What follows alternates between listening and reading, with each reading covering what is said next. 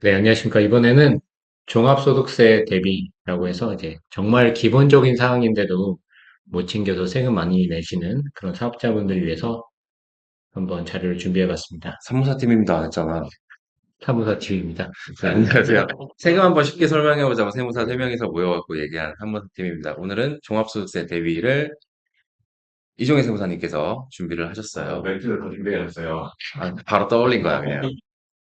순발력이 있습니다. 네. 그리고 저희가 이제 키워드를 4개 정도로 해서 요렇게 4가지 정도는 꼭 챙겼으면 좋겠다라고 하는 걸 준비해 봤는데요. 첫 번째 이제 뭐 좋은 세무 대리인이라 이렇게 제목을 달아봤는데 사실 세무 대리인이 많기는 한데 그분들이 얼마나 자기 사업에 대해서 많이 관심을 가져주고 그게 좀 이런 경비 같은 것도 잘 챙겨주는지 그렇게 관심을 많이 가져주는 세무사가 좋다 이렇게 해서 좀 적어봤고요. 되게 당연한 말이네. 네? 되게 당연한 말이네. 쉽게 얘기해서, 당연한데도 안 챙기는 사람이 많아요. 그지? 왜냐면 이게 일이 네, 되다 보니까 네, 이게 맞아요. 그냥 어떻게 보면은 기장이라는 업무 자체가 계속적으로 그냥 돈 알아서 들어오거든. 우리 입장에서는 보면은 정말 소홀한 사람들은 돈 알아서 들어오니까 소홀하게 관리하는 사람들이 있는데 진짜 괜찮은 세무대리는 이게 내 거라고 생각하고 관리해 주시는 분들도 있어요.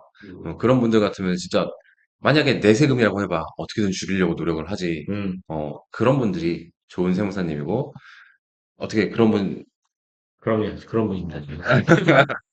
아마 내 생각에는 얼마나 연락이 잘 되는지, 어떻게 그런 보면 것도 있어요. 연락을 하지 않아도 먼저 가끔씩 연락이 오는지, 이 정도가 어떻게 보면은 그 표현되는 지표가 아닐까. 사실 애매한 부분도 있는 게 세무사한테서 연락 오면은 둘 중에 하나야. 좋은 일 아니면 나쁜 일. 근데 좋은 일일 땐 별로 연락 안 해, 사실 잘. 근데 그렇죠, 나쁜 일 그렇죠. 있을 때 이제 심각하게 연락을 하지. 네, 근데 연락을 얼마나 잘 째깍째깍 받고 답을 얼마나 빨리 주는지도 되게 중요해. 네, 맞습니다. 어떤 사람들은, 이따가 검토하고 알려드릴게 하고 한 3일 지나도 막 연락 없고, 근데 본인은 급하잖아. 그렇지. 그런 경우도 있단 말이야. 그래서 그런 연락 잘 되고 답변 잘 바로 째깍째깍 오는 걸 선호하시는 분들도 있어요. 근데 어느 업종이나 마찬가지인 것 같아요. 일단은 소통이 안 되는 서비스는 사실 일하기 무조건 힘들지. 해봐야 돼. 음. 얘가 과연 내 거에 관심이 진짜 음. 없는가에 대해서 한번 생각해 보시는 게 좋겠지. 네, 그리고 두 번째 키워드는, 사업과 관련된 경비가 뭐 신용카드를 써야 된다, 세금계를 써야 된다, 현금 써야 된다, 이렇게 많이 얘기하는데, 하지만 이제 계좌 이체하는 경우도 다 비용 인정이 됩니다. 네, 되죠. 되죠. 근데 계좌 이체하는 거에 대해서 당연히 안 되는 줄 알고 계시는 사업자분들 음, 많으셔가지고, 만약에 계좌 이체를 한다면, 그 계좌 이체한 거에 대해서 메모를 이렇게 달아두시면 좋아요. 나중에 되면 까먹거든요. 음, 그래서 이렇게 메모를 꼭 남겨주셔서 아 이거는 이거에 사용된 비용이다. 그렇게 해놓으면 이제 나중에라도 이거 경비 인정받을 수 있죠. 요즘에는 그게 꼭 어떤 특정 금융기관을 택게 그러는데, 이체하고 나면은 추가 메모를 길게 달아놓을 수 있게 그것도 기능을 지원하더라고요. 보통은 몇 글자 이상 안 되잖아. 근데 그건 거기다, 적용 거고, 거기 추가 밑에 메모 메모로 해놓을 수 달아놓을 있다는 수 있어요. 거잖아. 그럼 나중에 뭐 엑셀로 저장하기 버튼 누르면 그것까지 같이 딸려서 다운로드가 돼요. 어, 그런 음, 기능도 있구나. 음, 근데 법인 같으면은 무조건 계좌이체는 당연한 거고, 거기 나간 돈에 대한 근거가 세금계산서나 현금영수증이나 아니면은 신용카드 같은 걸로 남아 있어야지 매칭이 되니까 그러는데 개인 사업자는 그런 정도까지는 아니란 말이야.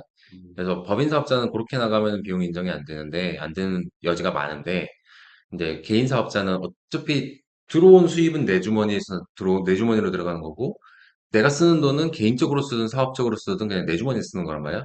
네. 그래서 나중에 계좌이체 해놓고서 이거 비용인데 음, 인정 안 되냐 이렇게 얘기하시는 분도 많은데 비용 인정되고요. 음, 그리고 나중에 한참 한 1년 정도 지난 뒤에 이거 계좌 쭉 찾아보면서 비용이 어떤 거였더라 보면 본인도 기억 안 나. 그럼 어, 한 달 안에 이거 기억 안 나는 경우가 난 많아. 엊그저께도 기억 안 나.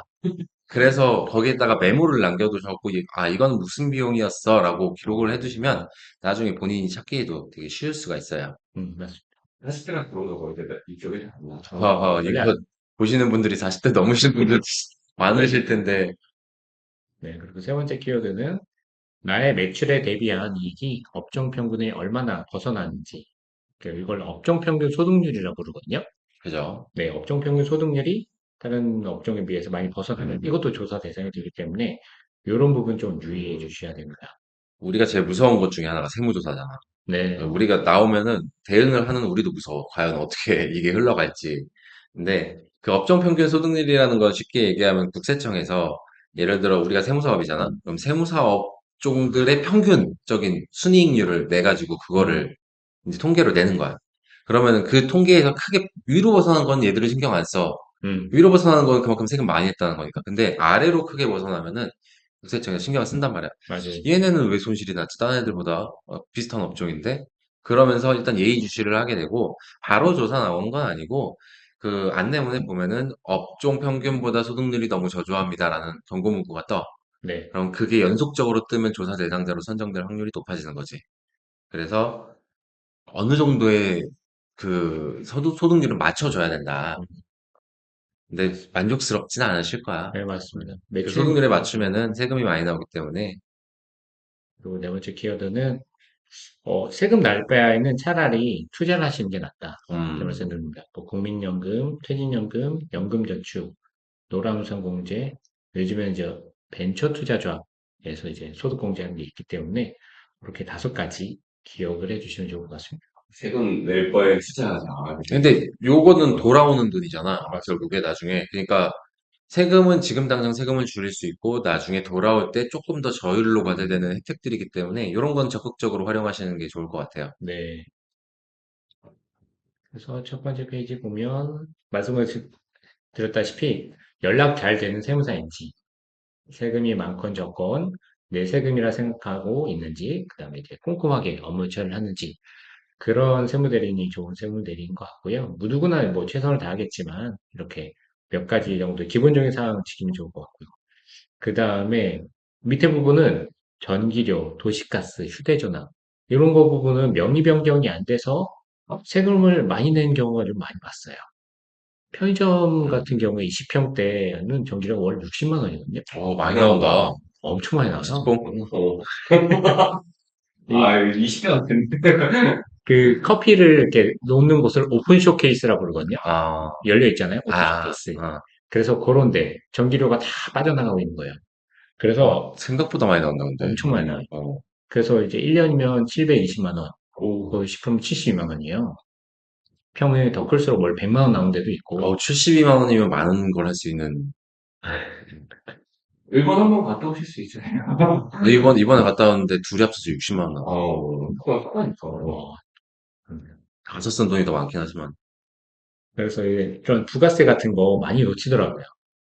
특히 전기비 세기 때문에 이제 휴대전화 같은 경우에도 통신사에 전화해서 명의를 한다라고 해서 사업자명증만 팩스로 보내면 바로 이제 생겨서 발행해 주기 때문에 그런 거 확인할 수 있고 이런 거를 확인할 수 있는 부분이 매입처별 생사기표라고 있어요. 음, 음. 거기에서 내 세금에 대해서 부가세 신고를 하면 이 부가세 신고자를 꼭 달라고 하셔가지고 한국전력공사가 있는지 음. 이게 있으면 전기비가 매입세 공제되고 있는 거거든요. 통신사가 있는지, 네. 뭐 이런 것들. 그다음에 뭐 SKT 등 이런 거는 통신사 콜센터 전에 사업장 좀 보내주면 되고요. 만약에 전기비에 대해서 부가세 공제 못 받았다. 그러시면 그럴 경우에는 한국전력 각 지사가 있습니다. 음. 동네마다. 거기에 전화해서 수정세율 발행을 요청하시면 수정해 줍니다. 자, 여기서 말하는 명의 변경은, 네. 이종희 세무사가 운영하던 사업체에서 4명이 조경환 세무사로 변경을 한 게 아니라, 네. 이종희 세무사 개인에서, 이종희 세무사가 운영하는 M&S 세무에게 음, 그 사업체로 명의 변경을 하라는 말씀을 드리는 거예요. 그래야지 세금 계산서 발급이 가능하고 아니면 일반 그냥 개인이 가입한 걸로밖에 처리가 안 되니까 핸드폰도 마찬가지고 음, 핸드폰도 사업자 번호 등 사업자 등록증이랑 주고 사업자로 명의 변경을 해라. 요 얘기를 말씀드리는 겁니다. 네, 맞습니다. 다음으로는 계좌이체 비용이 인정이 되나요? 네. 계좌이체도 비용이 인정이 됩니다. 신용카드 사용 내역이라던가 수행기한 사용 내역 그런 것들은 다 당연히 인정이 되고요. 그 밖에 이제 계좌 이체한 것도 비용이 인정이 되지만 다만 이제 적격증빙 미제출 가산세라고 적격증빙이 아닌 거에 대해서는 2% 가산세가 있어요. 그래서 계좌 이체 내역 등 통장 내역도 다 엑셀로 정리해서 세무대리인에 주시면 100% 경비 인정이 되기 때문에 꼭 관련 내역 챙겨주시면 좋을 것 같고요. 그리고 메모도 꼬박꼬박 해주세요. 네, 왜냐면 아까 말씀드렸듯이 기억이 안 나요. 맞습니다. 시간이 지나면은 내가 이게 누구한테 보냈던 건지 기억이 안 나는 경우가 대부분이에요. 네. 그다음에 보실 게 업종 평균 소득률이 뭔가요? 네, 모든 개인 사업자는 코드 6자리로 관리되고 있어요. 세무서에서. 그래서 이게 업종 평균 소득률이라는 거는 국세청 홈택스에 들어가시면 그 메모창 검색란에 업종별이라고 검색을 하시면 하단에 기준 단순 경비율 조회 이렇게 있습니다. 여기에서 이제 검색을 해보시면 예를 들어서 업종 코드가 940906이다. 이게 보험 설계사 업종 코드거든요. 이럴 때 이제 하단에 단순 경비율이라고 있어요. 단순 경비율이 여기는 77.6%네요. 100%에서 77.6%를 빼면 소득률 음, 22.4%다. 이렇게 그러니까 보시면 우선 됩니다. 단순 경비율, 경비율이라고 되어 있는 거는 경비가 차지하는 비율, 네. 전체 소득에서 경비가 차지하는 비율이 77.6%이기 때문에 경비가 차지하는 비율을 제외하면 나머지가 이득률이 되겠죠. 음, 이익률이. 그럼 그 이익률을 우리는 소득률이라고 보는 거라서 자, 단순 경비율에서 100%에서 단순 경비율을 빼면 나머지가 이익률이 되니까 요거를 소득률로 본다. 이렇게 이해하시면 더 편할 것 같아요. 네, 맞습니다. 그리고 마지막으로 이제 세금 날 바엔 국민연금이나 벤처투자조합에 투자하자. 세금은 당장 내면 없어지는 돈인데 투자는 나중에 돌아온 돈이라고 아까 말씀드렸잖아요. 그런 돌아온 돈에 대해서 투자를 하는 거죠. 예를 들어서 국민연금을 추가 납부를 하면 평소에 국민연금은 뭐 한 300만 원대 납부하시던 분이 이 추가 납부를 통해서 국민연금을 1,500만 원 납부하신 거예요. 저희 거래처 고객 중에 한 분이. 그랬더니 이제 절세된 금액이 당장 200만 원 납부를 해야 되는데 이게 한 60만 원 확 줄었어요. 그 절세된 금액이 140만 원 정도 되거든요. 그래서 국민연금 초과 납부 제도가 있다는 걸 알아주시면 좋을 것 같고요. 그 다음에 퇴직연금, 연금저축, 노란우선공제는 많이들 아는 사항이라 네, 그냥 넘어가면 될 것 같고요. 그 다음에 2025년 12월 30일까지 벤처기업에 투자를 하면 소득공제를 주는 게 있어요. 음, 이것만 전문적으로 하는 회사도 있고요. 그래서 벤처기업 인증을 받은 곳에 투자를 하면 소득공제를 해주기 때문에 특히 고소득자 같은 분들은 이걸 많이 활용을 해서 세금을 많이 절약을 하시는 것 같습니다. 그래, 우리가 세금을 줄이는 것도 중요한데, 네, 음, 이게 나중에 음, 세무조사가 안 나오도록 관리하는 음, 것도 중요하잖아. 그래서 네, 세무사들도 약간 모순이 있는 게 무조건적으로 세금을 지금 당장 줄이는 성향을 좋아하는 그런 성향인 사람들이 있는 반면에 나중에 위험 리스크를 감소하기 위해서, 감소시키기 위해서 지금은 어느 정도 음, 내자라고 하는 세무사님들도 있어요. 그래서 내가 거래하고 있는 세무사님이 어떤 성향인지 그런 걸 파악해서 선택을 하시는 것도 중요하고, 지금 여기 설명한 이제 투자에 대한 거는 보면은 퇴직연금, 국민연금 이런 것들은 국민연금은 좀 돌아올까?